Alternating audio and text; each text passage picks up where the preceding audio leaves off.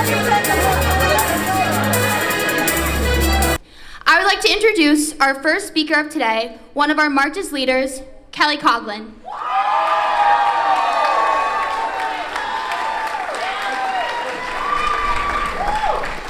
Hey guys, I'm Kelly Coughlin. I'm a senior at Oxbridge Academy and one of the student leader and organizers of this march.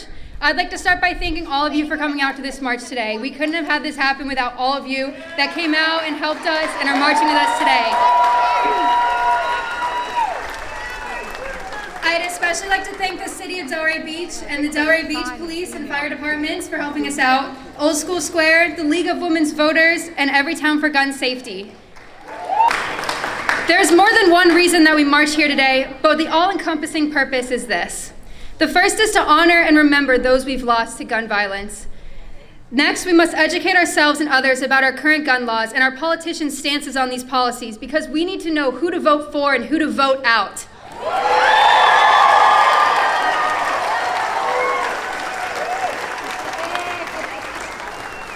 Once we have knowledge of our laws, we must reform what needs to be changed, and there's a lot that must change. Finally, in order to make these reformations, we must take action and demand action from our government. We are marching today, and that is an amazing start, but what happens next? We have to contact our local, state, and federal representatives, and we have to vote. Oh, say does that star-spangled banner yet wave o'er the land of the free and the home of the brave?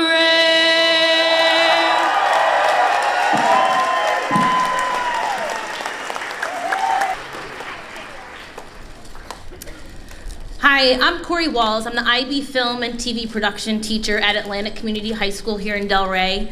And I have to say, everyone, thank you for coming out. It is refreshing to see so many people care about our safety in schools.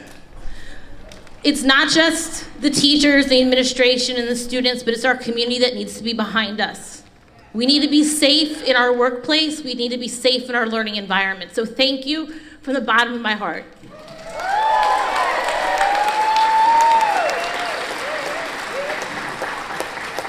In my TV journalism class, I teach my students every week to bring in a current event, and they have to talk about how that current event affects them, their community, or someone that they know. And what happened at Stoneman Douglas hit way too close to home, and it was in our classroom. And they discussed how it affected them, and now look, my students, they have listened to see how they fit into the world. They also have listened to use their voice, and look at what they have done. And I am so proud of my students for helping organize this today.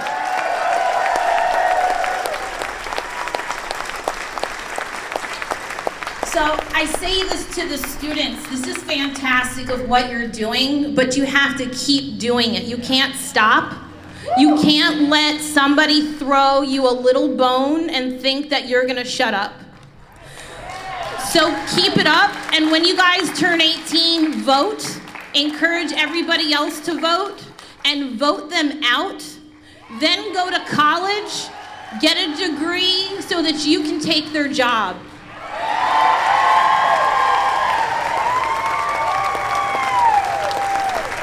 For those of us that are on the front line, the students, the teachers, administration, we all say the same thing: fix the entire system. The entire system. There's not just one fix to this. Put your money where it belongs, not into guns, but into your people. Put it into our lives, especially our children. Our children need someone to talk to at school. They need mental health help. They need school psychologists. They need counselors at their disposal, not just every once in a while. This is a 6th grader talking about this. Think about it. First of all, thank you so much for looking at my sign. So, since the Columbine shooting in 1999, there have been over 50 fatal school shootings just in the U.S. And because of that, the U.S. is one of the highest countries in the world, number one with the most gun violence. Over 122 lives lost, over 122 voices forever silenced, from first graders to 12th graders, to teachers trying to protect their students, to help their students get an education and get a future.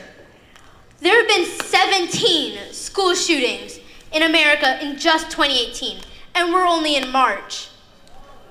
17 just in March, and over 307 shootings in total in just 2017. To the NRA, is my fear worth this? Is my fear? Do they want, I have a little brother, he's 9 years old, and every day I'm 12, and I'm scared that he might not be able to come home. I'm scared that I might not be able to see him graduate, or for him not to be able to graduate. And I've been thinking about my future already. But the constant fear that I'm gonna die one day because of the gun violence, I'm sick and tired of it.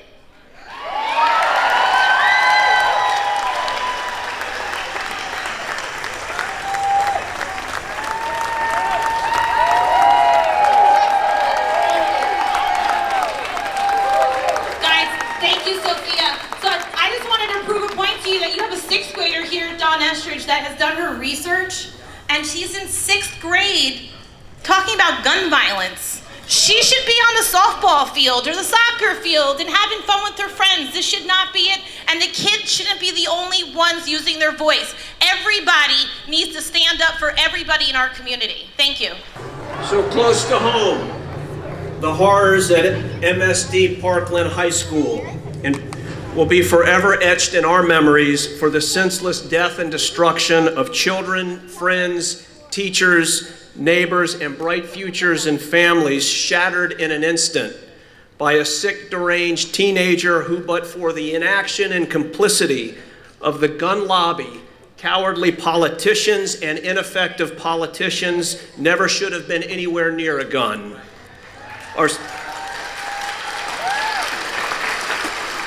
And it will be the nearly 32 million 18 to 24-year-olds across America that finally sends the gun lobby and failed politicians to the dustbin of history.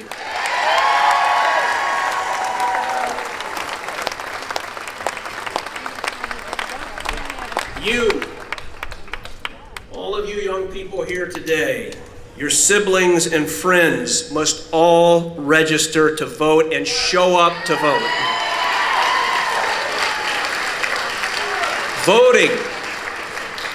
Voting is the most powerful way to honor those who can no longer speak.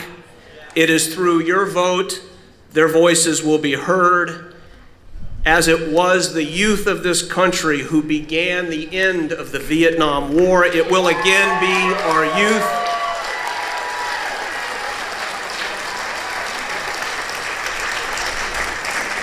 It will be the youth of this country whose idealism remains strong and intact that will finally bring sanity to gun laws.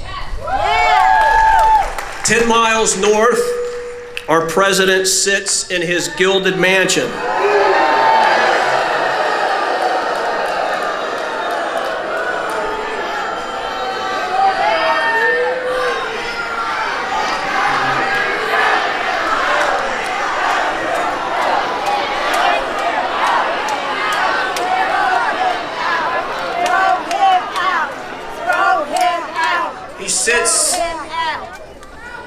He sits in his gilded mansion with the power to stop much of the senseless killing and tragedy that befalls American families every day. Yet, despite everything that has happened, he has displayed anything but leadership. A 19-year-old walked into a store, purchased an automatic assault rifle, and killed 17 people right up the road from here. This isn't right, and we know it. This is not a a political partisan issue. We can come together across party lines and figure out this one thing. We're supposed to be the greatest country in the world. This is how we act like it.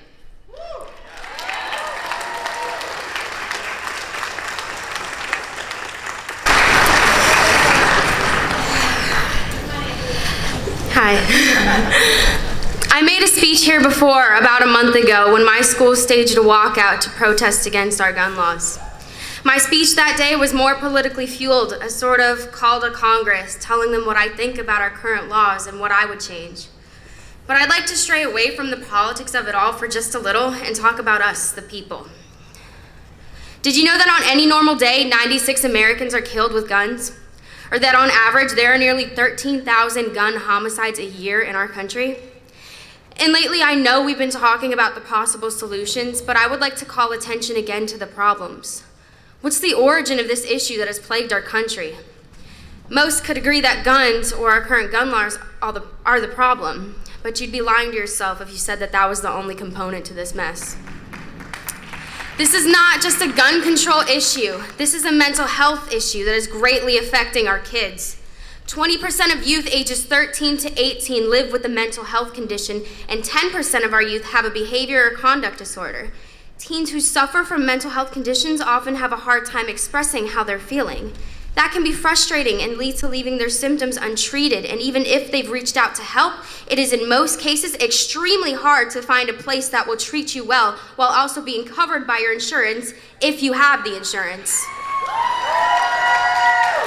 And there are a lot of kids out there being misdiagnosed by others and even by themselves just because they don't have anybody to talk to. Dr. Martin Luther King Jr. once said that our lives begin to end the day we become silent about things that matter. So we don't become silent. Instead, we honor, we remember, we educate, we reform, and we take action. Thank you.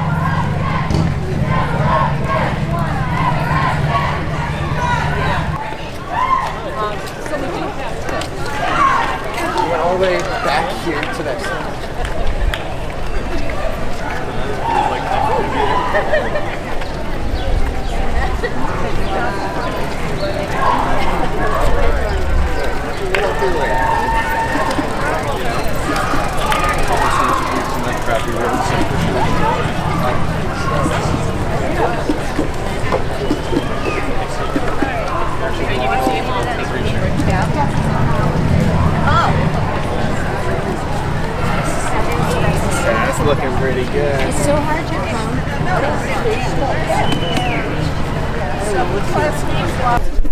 now we're going to do a moment of silence for all the people whose lives were lost to gun violence.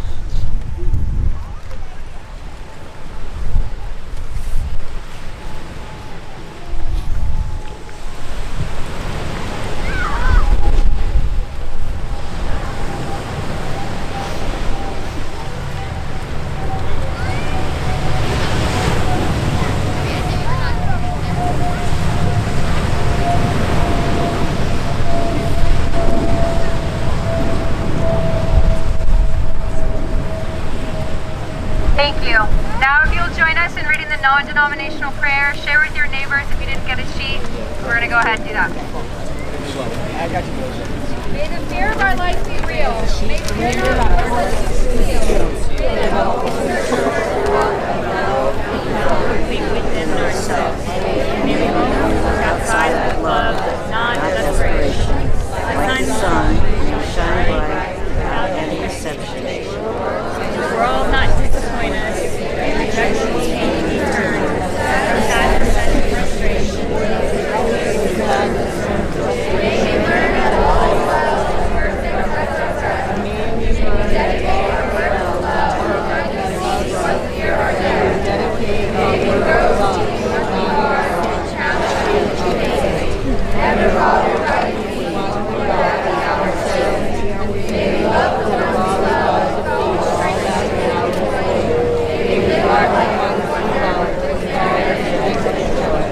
Thank you guys for marching with us today. Only look outside, love, not desperation. Like the sun, may we shine bright without any expectation. May the world not disappoint us. May rejection's pain be turned from sadness and frustration to the place where truth is learned. And may we learn that all is well and perfect as our breath. May we dedicate our work to love and neither seek nor fear nor death. May we grow to be the one we are and challenge even fate, never bothered by defeat or that the hours lead. May we love the ones we love with all the strength we can employ. May we live our life with wonder, with merriment and joy. Thank you so much for coming. Don't forget to vote.